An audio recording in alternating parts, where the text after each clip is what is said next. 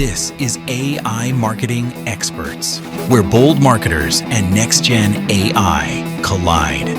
Each week, join us as we decode trends, test tools, and share real wins from the AI-powered front lines.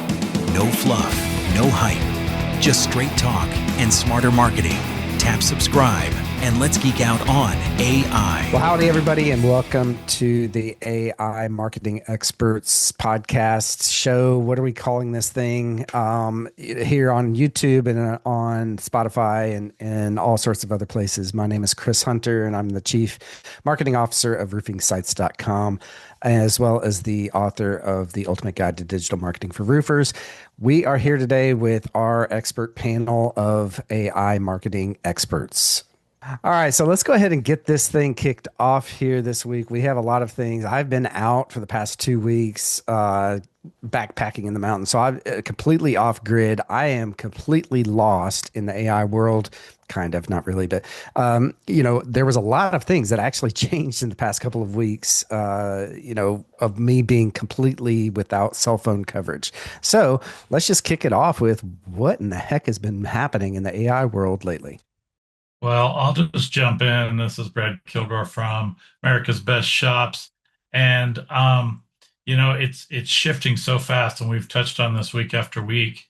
And we know that sometimes you may not see this episode in real time, but things are happening so fast. And what we want to really go over today is most businesses, local businesses, any type of business, they're so used to how Google has shown them or had them show up in Google search in the past. There's a specific layout of the ads on top, and then the Google Maps or Google Business Profile, Google My Business, whatever you want to call it these days, and then the organic search listings, and then typically ads at the bottom. And we're going to go through some screenshots today and show some different things because it is literally drastically changing. And as we know from being in the marketing space for a long time, just because Google is showing it a certain way this week doesn't mean it'll be the same next week. The other thing is there's other options besides just Google search, how your business might show up, because people are talking to the AI platforms, or LLMs as they're called, to do searches, whether that's in ChatGPT, Perplexity, Gemini, all these different things. And so we're here to kind of definitely bring as many gold nuggets and what's happening currently, so that you can be prepared, because your whoever you may be working with on your marketing may not even be aware of all these things, again, because like Chris said, in 2 weeks time it literally has changed. 2 weeks from now it could change again. So that's why we try to be on the cutting edge, bring you as much value as we can. And so let's just dive right in, and we'll go ahead and I'd like to jump in on top of that if I can, because why is Google changing stuff? Oh my God, everything's changing. Well, Google's always wanted to stay front runner, front leader, and they are watching the public figuring out something new, this whole new thing in real time at one of the fastest implementation razors or edges that we have seen like in our lifetimes. So the adoption of AI, the usage of AI, just got a couple stats here. Most adults in the US, 60% of adults, according to Associated Press, and 74% of those under 30 now use AI to gather information, ideas. And so it's adopted that quickly, right? So think of how long it took the iPhone to adopt. Think of how long before that it took the internet to adopt. Think of on and on and on. And we've got 74% of people under 30 saying that they're using some sort of AI platform on a regular basis. We've also got things like, according to eMarketer, 63% of small businesses, business marketers are using generative AI to brainstorm things like ad concepts and marketing positions and stuff like that. So we've always known that it used to be about 60% of people that don't have a name in mind for their local service provider, their roofer, their auto shop, their carpet cleaner, the ag world and all of that, and med spas and all of that stuff, the people here and anything else out there, 60% that didn't have a name in mind went to the internet. And then of those, over 80%, the numbers always varied between 80, 85%, went to Google. Google was the big behemoth. Now, so again, first, where did the other 40% go? Well, they ask their neighbor, they ask their friend, they ask their, they have other ways of finding stuff. They go to social media, stuff like that, or not on the internet. But the 60% that go on the internet, most went to Google if they didn't have a name in mind and they're looking to buy something right now. That's dropping, and Google's scared. Part of it is because they're finding people are asking deeper, longer questions, and doing a deeper search. So, and they're finding they're getting answers on things like ChatGPT. So even with Gemini and generative AI coming up at the top, Google's now added this whole new thing called AI mode we're going to talk about, because they're trying to claw back and say, oh, no, we got answers for you. We've still got our Google Maps, sort of, but not really. Well, we've kind of got, we at least know, and again, it's changed already because they're trying to find the user experience that consumers go, that's what I want to see. They're guessing and playing and testing as they do at mass scale to try and solve that. And us as marketers and you as small business owners and stuff like that need to go, okay, what do I do? How the heck do I navigate this landscape that's changing under my feet right now in real time? So that's hopefully what we're going to present today. And I'm going to piggyback off that, because two things that you brought up is, yes, you mentioned ChatGPT and a lot of other platforms out there.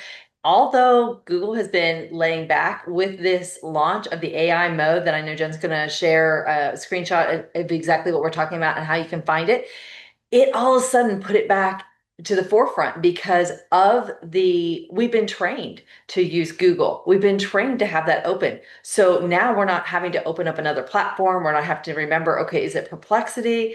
What would that be? They don't have to remember the name of Claude. They don't have to remember of any of those other large language models. Now all they're like, wait a minute, there's just an extra button with Google. To the other point, Brad was saying about talk to whoever might be helping you market. We have to remember that there's a lot of tools. And as already been mentioned, they change fast here. So if your professional that you're working with doesn't exactly route off the exact tools that we're mentioning, they may have other AI tools, and that's okay. It's just more making sure that they are keeping up as best possible because it is moving so fast. So that's just the 2 points I wanted to bring up is you do want to make sure that you are aware of how this will change the landscape moving forward, because as we're going to demonstrate and talk about here, if you're listening to it on podcast, we're going to bring up some key points that literally just rolled out of what we're going to have to be aware of and how your content is going to have to even go deeper, because to the point, they're not searching for 1 or 2 words. We're putting phrases in, we're having those conversations.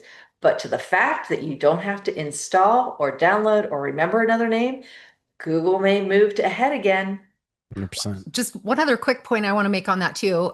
Just same kind of situation is if they're the small business owners who are really trying to DIY their marketing or have someone in-house, not a marketer, but maybe, someone at the front desk or the office person.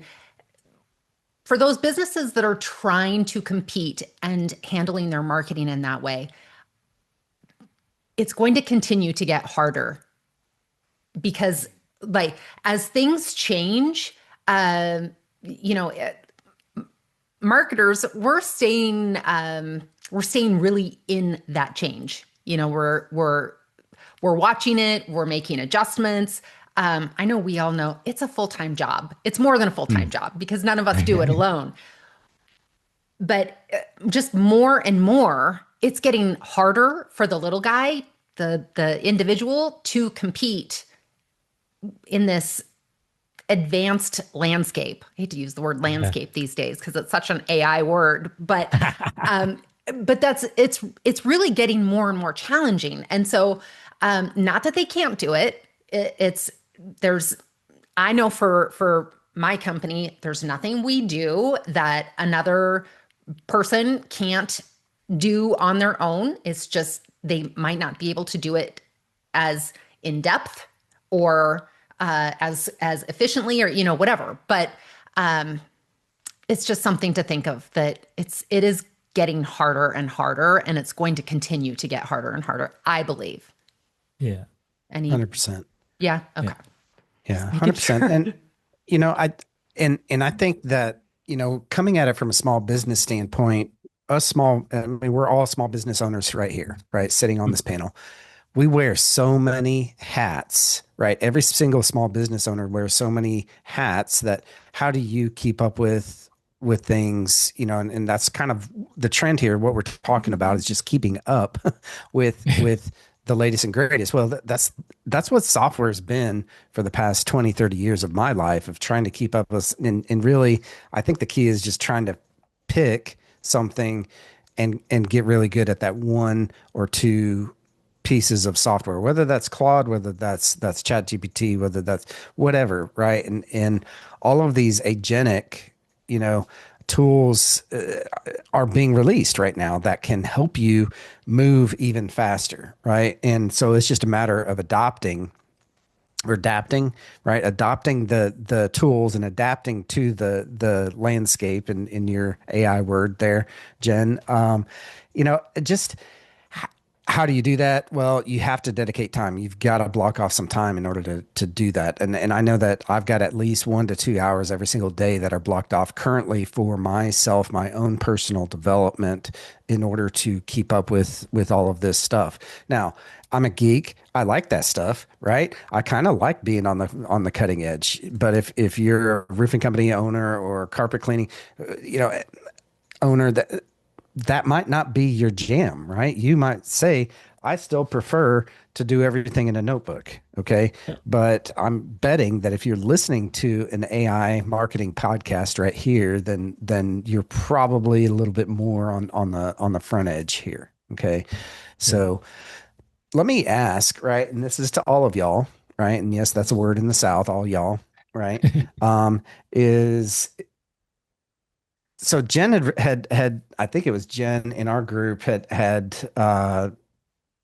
released the thing about Cloudflare. So Cloudflare is a major provider in the DNS, and I'm about to geek out here, but they control a lot of the internet, right? A lot of the internet, because they have free tools, and it's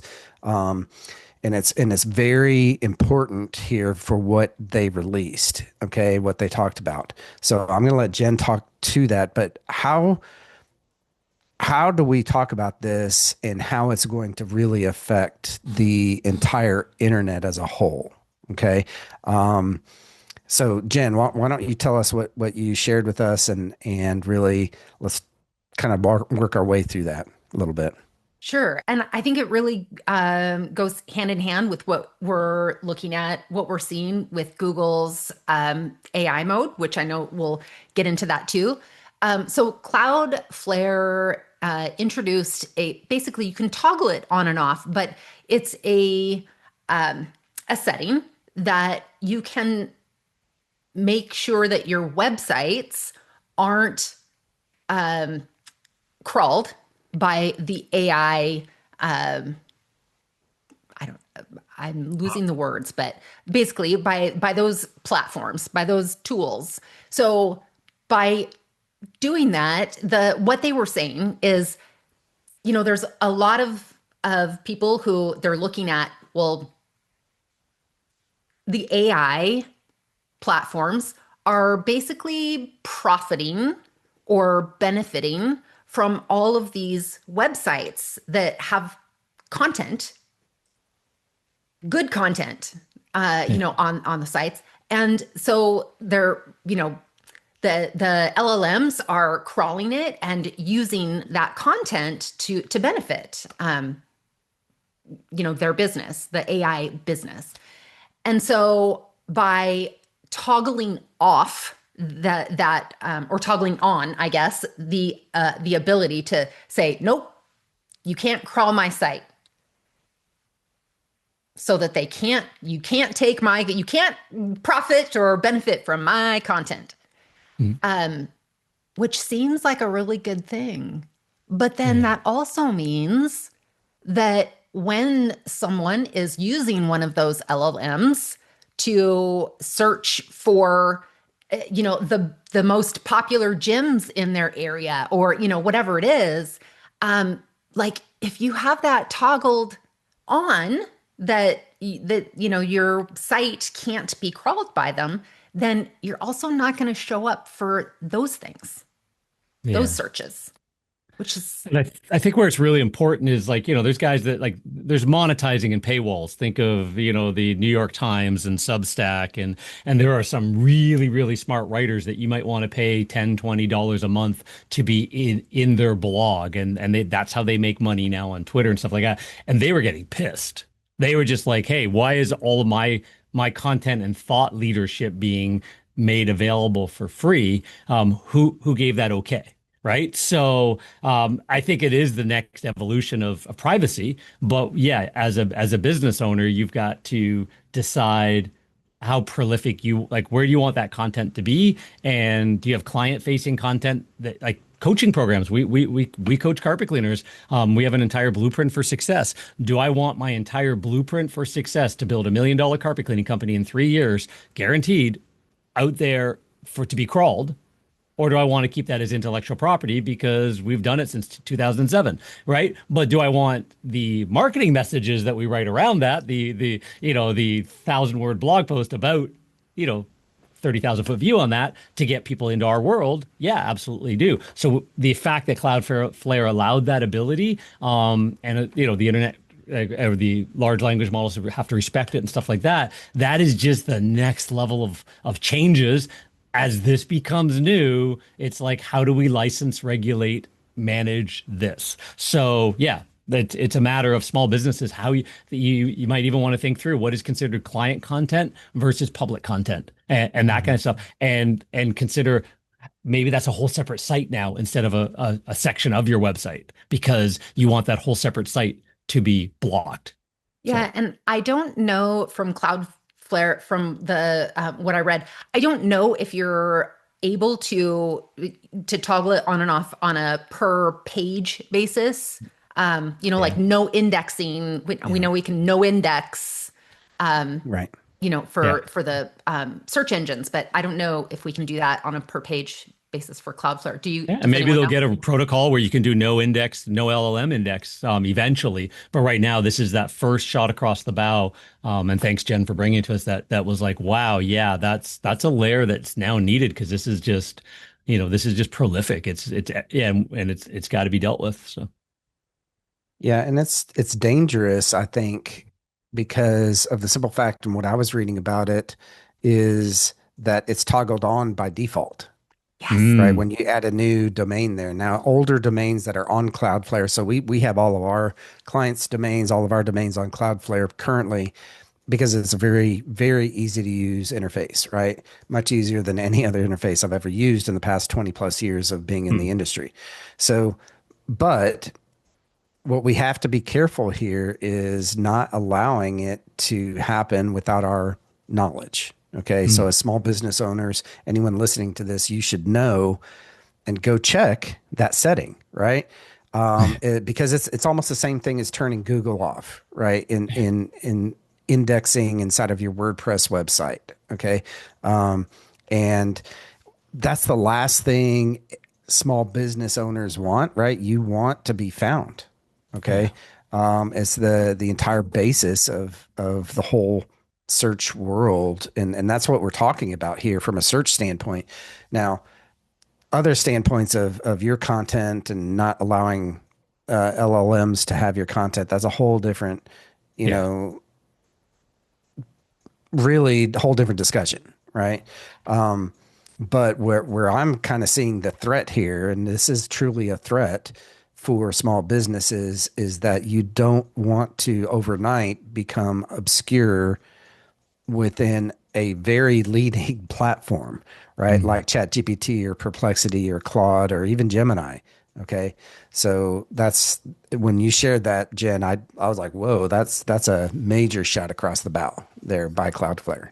So hey, what are your can I thoughts share there, Brad? screen, guys? I want to Yeah. show our viewers the basics we're talking about. So let me pull up my screen. Let me know when you guys can see my Google screen. We can see it. Yes. Yep. Okay. So in general, when people go to google.com, this is where they start. Well, there's this new little shiny rainbow looking thing over here now that says AI mode, right? And if you were to click that, instead of just typing in what you would normally type in, you click in AI mode, and then just an example is I'm just putting in like I would normally. Hey, my RV broke down. I'm near Redlands, California, whatever. I'm gonna hit go. All right, this looks totally different. This isn't like anything we've ever seen before, right? It's got all kinds of pretty colors and the whole bit. And then pretty quickly, it's now showing us this new information, right? Right here's one of our clients that's showing up here. But the strange thing was, a few minutes ago, I did this search, and it was also over here. Okay, so why is it here but not here? I don't know yet, right? Um, this is another link to our client. And as you move down, there's other information here. Again, now you're seeing map listings here. You're seeing, but then it stops, right? It stops here, but ask anything. So this is something brand new. This is all clearly AI. If I go over here, show all, or I can click on these, which are going to go somewhere as well. Now, for most people, you probably know, but not everybody may know, but these are the normal buttons up here of Google search. So if you go to all, you're going to see a normal type search, right? With your Google Maps listings, and then your organic listings and so on. But if you go, and then again, maps, images, shopping, videos. So this changes around a little bit. They have short videos up there now, but if you go back to AI mode, again, this is completely different. So if I hit show all, see, now our client is right here. So this is a huge game changer for any small business of like, whoa, wait a minute, this is different. And it isn't completely rolled out from what I saw on mobile devices yet, but clearly it Yeah, I will was be. just checking that. Yeah, Yeah. that's exactly. Right. And I was like, yeah. and then And as of lastly, this recording, not in Canada yet for all my Canadian friends, just so you that's know. right. And then lastly, the other thing now is this, I'm in regular Google now, just as all instead of AI mode. There's another piece here called AI overview. Okay, this is brand new as well. Okay, it is just literally above where regular Organic. search results are, right? But it's also And then showing. another button you just passed that says deep dive into AI mode right there. Like again, so they want you over in AI right now. Like again, this is the moment. Might be different if you're listening to this a week from now. But yeah, we're seeing that, and it's yeah, as you said, as everyone said, it's not as keyword driven, it appears yet, and all that. And we do know that AI, like chat GPTs and all the other tools that people are moving to, like what is the best carpet cleaning method that I could use, and what are the local providers that provide that? And those, and again, Google's now saying, okay, we can answer those questions too. Ask me anything. We'll go deeper with this, and it's outside of keyword search. So Right. And then in closing on this part, since I'm already sharing, is if you were to ask Google how to show up in Google AI overview, it's pretty much telling you focus on creating high quality, easily digestible content that directly answers user questions.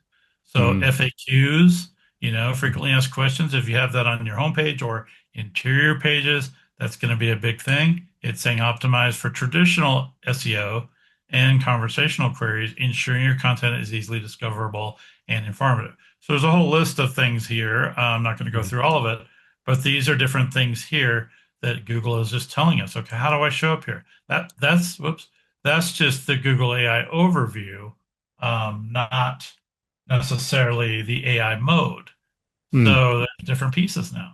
So there's just an eye opener, I think. And I think that, as you said, it's more conversational. The way they are setting it up, it is meant to use your mics and actually ask. And it's not near me. It's not very just a few words. It is going into more conversation. And we know that you're going to, our clients, listeners out there will see a lower click-through rate, the CTR. They're going to see a lower rate only because of these AI options. And as was just mentioned, although we're not seeing it today on our phones because this is such a new rollout, we know that content will still matter and matter even more as we're answering those questions, as we're being very genuine, getting the information out there. to our point as to deciding whether it should be all public or not. We'll continue that conversation once we follow that topic as well. But to be an authority, we want to make sure that we are considering all these angles. The other thing that wasn't mentioned yet, but I see it on my phone, I know many people have seen this for a while. Brad didn't bring it up today, was Google Lens. So that too, they see when we're going into AI mode, being able to use your camera to, to show around, have that conversation. What am I seeing? Tell me more about that. I think companies are going to have to really anticipate if someone takes a picture of their product or something spilled on the carpet, something that they see regarding their gutter or their roof system, something that on their skin, they want to know best ways to take care of that. RV, you're going to want to make sure you know how to properly capture that for Google Lens conversations as well. Absolutely. Absolutely. Yeah, it's shifting so fast. Can I just tell you really quick, because I seem to get all tools early. I have it on my phone. Oh, you do? Okay. That's As of last night, I fantastic. didn't. So Yeah, and as of today, we don't at the moment, but that's fantastic. So what are you seeing different wise with the interaction or the user experience on your phone? So it is, so in AI mode, very similar, except right now, what we were showing on the right, those are basically cards that you can scroll, you can swipe to the left. And then basically the listings are still the same. The cards are still the same. The map with several locations on it is the same. And then it lists actually more options at the bottom. And then with an ask anything. Okay. Yeah, I think that's going to be one of the clear differences is that it doesn't have that endless scroll. And you're not going to be talking about being on page 2, page 4, page 22. You're going to see that it stops and says, if that wasn't it, what are you looking for? And that's what we want to take into consideration. Yeah, because like there's literally nothing that allows you to go to a page 2. Yes. Like, yeah, there's Yeah. nothing. I think this goes back to what we've talked about in recent weeks too about building your brand. Oh, yeah.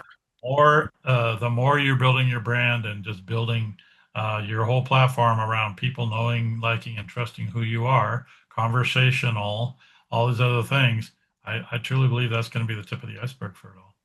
Yeah, and I think too as well when you when you think of people are going through that AI mode, getting like as you said, Laura, less click through rate because there's more people getting their answers on the front end, but stats are starting to show that when they do finally click through, okay, I've now made my decision, this guy, and they go to the website, the conversion rate is much higher, less traffic. So maybe less pixels to retarget in a geeky R world, but less traffic, more conversions so that that landing page, that website better be on point for conversion optimization. It better be telling the story and having the right things in the right place, because you just have to basically end that train of thought in their head, make it easy for them to call, book, get a price, get a number, whatever, and carry on. 100%. Yeah. And I know that this probably isn't, and Chris, we will not overwhelm you with the agent talk and everything. And this is something that we can circle back around here at another episode. But the landing pages, like you're saying, John, about needing them to be on point, it used to be, a lot of planning, a lot of A/B testing. Now, with some of the tools that are out there, the thought and then the build can go so much faster and right into A/B testing that you're able to see if that conversion rate's there and you're able to make that more on the fly or within what you would have taken weeks to get reporting and approvals and et cetera, feedback, you're shortening that window dramatically. So I know that some of the things that have been just rolled out, it moves everybody ahead quicker to get the right people in front of the right businesses at the right time. Right. You know what I noticed too in the AI mode? I didn't see any ads. So how are they gonna Yeah. how are they gonna Oh, Where are they handle that? monetizing that? Yeah. yeah. And when I'm is sure it's coming. ChatGPT going to get ads on the sidebar? Because every internet tool has been, hey, let's get a whole bunch of eyeballs on YouTube. The more eyeballs, well, let's sell for $1.4 billion to Google. And then Google goes, cool, because we wanted your eyeballs. We're going to run ads to them. It's always just like get eyeballs, give them ads. ChatGPTs and all of those LLMs, they definitely have a monetization backend thought process in their minds anyways. So where's that going to show up as well? So Sure, it's gonna Yeah, evolve 100%. somehow, some way. Well, yeah. I I know mean, that. Go ahead. I'm sorry, Chris. Go ahead. no, I was just gonna say, just remember that Google back in the day, right? They didn't monetize. It was At completely first, free, yeah. 100% free until what, 2005, 2006, right? Time frame when I remember the Google ads started rolling out. I could be wrong on the dates on that, but it just seems like, you know, that was seemed to be the time frame that we were like, wait, what's Google ads? Okay, that's cool. Yeah. Kind of a thing. You know, when we were so focused on search, organic search, way back in the day, I see the same kind of things happening with ChatGPT, with Perplexity, with any of these tools that people are using. Is that as they become integrated with that $1,000 machine, right? Which, by Hmm. the way, and I don't know how my son did it. He's more of a geek than I am. Apparently, he's got ChatGPT set up to where he can ask it on his phone, right? Um, and it's hooked up with Siri. So he actually said, "Hey Siri, find me this," and she came back, dumb Siri said, "Hey, sorry, I can't do that, but would you like me to pull open ChatGPT for you?" Right? So Hmm. Yeah, I we're don't there. know how he's gotten to that point. So He you're basically saying said, that "I've got a it's different newer than them just version." downloading the app on the phone. Right. Just so our Right. listeners know that, yes, we know how to download the app. Yes. It's Right. different the way he's got it connected and working together. Correct. He's got it hooked up to his AirPods to where he can talk to it and so forth, right? So, I mean, and not saying that that is such an advanced feature. That's really what Siri should have been all along, right? Yeah. And that was the original intention for Siri and Alexa and all of these other, forefront type assistants. Okay. I think that it is already becoming and is starting to become more personal assistant, agentic, right, if you will, Yeah. with that $1,000 machine sitting in every single person's pocket. Okay. I mean, come on. I got my kids an iPhone when they were in what, second, third grade, because they were so far behind everybody else that we had to give it to them. Well, guess what? Everybody has that nowadays, and it's just sitting there in their pockets. So, anyways, Yeah. kind of coming full circle back to Cloudflare, the Cloudflare thing, that honestly made me gave me the heebie-jeebies a little bit, because that was very heavy-handed almost. It wasn't like, hey, should we do this feature for y'all kind of a thing. It was a, hey, this is how it is kind of a thing. So I I paid up, when y'all shared that, when you shared that with our group, I was like, whoa, hey, that's kind of heavy handed there. Yeah. So, Yeah. That to do went to the top of the list as far as, checking in on all yeah, the sites that we have with it. yeah, You know Yeah. what? You know 100%. what else crossed my mind, guys, was when we're talking about monetization and ads and different things like that. If you think about it right now, people can get ChatGPT for free and some of Mhm. these other tools, but they also, all of them, most of them have a subscription model as well. The general public probably doesn't even realize that, or majority of them aren't even paying for ChatGPT Pro or Plus or Perplexity Pro or any of these other ones. And so where is that going to go? Same with social media. Currently, Facebook, Instagram, all those are free. But if there's all these new AI pieces into it, Google Gemini, you get certain pieces of that when you have, your Gmail or your Google Suite through that. Where are these things going to shift to where these platforms are able to monetize in one way or another? We don't know yet, Yeah. but it's going to And shift. it's Yeah. nothing's ever free, right? So there's always Right. money somewhere. So Mhm. if it's free to you, you are the data source. That's You are right. feeding the beast, right? So That's right. why Mhm. did they make it free? Because they wanted all your content.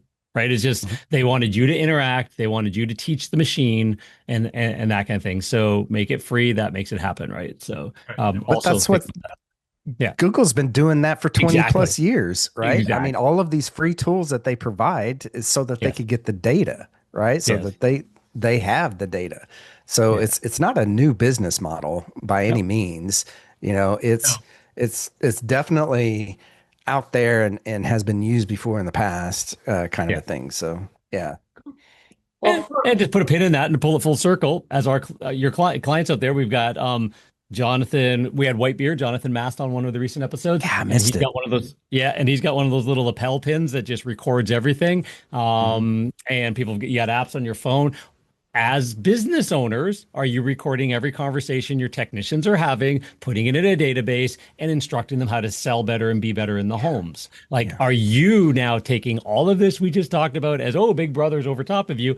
Cool, run faster, be better than Mhm. your competitors in your local marketplace, stand out, dominate, because that's where you should be using AI. Leave your marketers and your vendors to know how to do it on search, to know how to help you.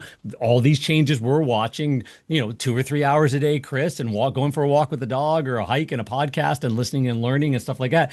You, Mr. Roofer, or whatever, don't need to necessarily be learning that part of it, but you should be learning how to engage in your business. Like, even on our end, AI is starting to write its own code. Code is written as a human construct, whether it's Python or whatever. It was a human created the code. Code is a human construct and it has the limitations. AI is now starting to write its own code base that we can't understand, according to programmers and coders that I've heard from and stuff like that. It's writing something that is its own language because it's better, faster, smarter, and more interactive and whatever else. So we're becoming to the point where building things software wise is just having a conversation and letting it go do it. Right. And that kind of thing as well. So leave that to the geeks, leave that to the us and our teams and our and stuff like that, or whoever your vendors are. But be sure you're thinking about how you can use the AI nature of this show to better your part of the business and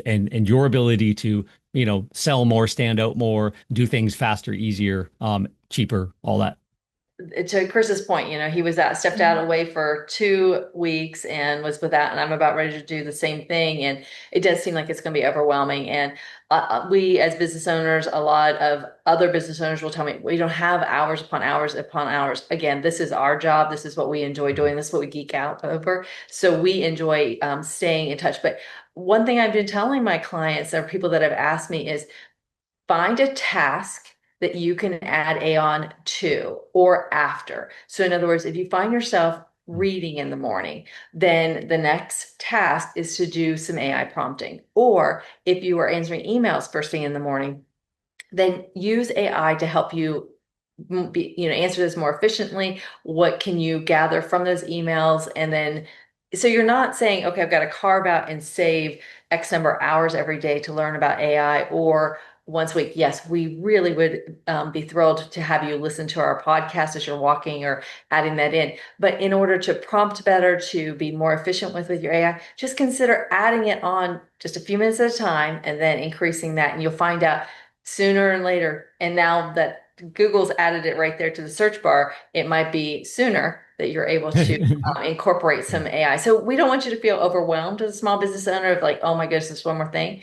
But as John was mentioning, if you are able to capture what your sales team or your other team members are doing, recording Yeah. or even capturing those asked questions, what people are truly Mm. asking, taking that to the point where Brad was saying, feeding it in on your own website, whether you're doing it or providing it to your provider, you've got it answered and you're one step closer to being what AI will be looking for, or you're strengthening everything that search is looking for. So take a deep breath. Don't let it overwhelm you. Focus on one thing and you know that you're using AI in that one thing every day. 100%. Good advice. Brilliant. Yeah. And it kind of goes back to, Dan Martell, right? Buy back your time. And essentially take one piece off of your plate. You, I mean, instead of hiring somebody now you can have an agent do some of these tasks, right? Um, and so, Yeah, it's it's definitely, and as I've come back from the mountains, right, off of the mountaintop, literally, okay, it was a little overwhelming to go, okay, well, what's new in the AI world and see all this new stuff, but at the same time, take one piece off of your plate at a time, right? Just like you Yeah. would if you were hiring an employee. Okay. And yes, and treat it like that, by the way, is that, hey, I've got to train this employee, this agent, whatever you want to call it, to do the stuff that I want it to do. Okay. And then monitor it and manage it and make sure that it's doing that.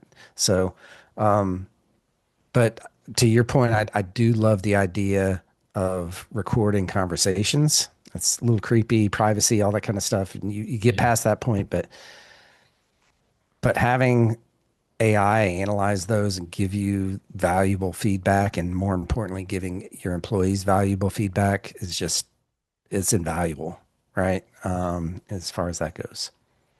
All right. Anything else before we wrap up here that we want to throw in for this week? I think we threw a lot out Yeah. for Yeah. people to digest, to be honest. Yeah. Um, Yeah. it's just it's really cool to see what's happening, and at the same time, it's like everybody's like, okay, what do we do now? And everybody, I would just say, kind of like Laura said, take it a piece at a time, but also just be prepared, because it's not gonna stop changing. It's not gonna stop shifting, and AI and all the pieces that we're showing are gonna come in fast and furious, more than we can even 100%. probably imagine. Yep. How to eat the elephant one bite at a time. Don't know who this guy is that decided to eat an elephant, but start eating the elephant. Yeah, awesome. All right. Well, thank y'all for showing up here today and talking about AI and geeking out with us all here.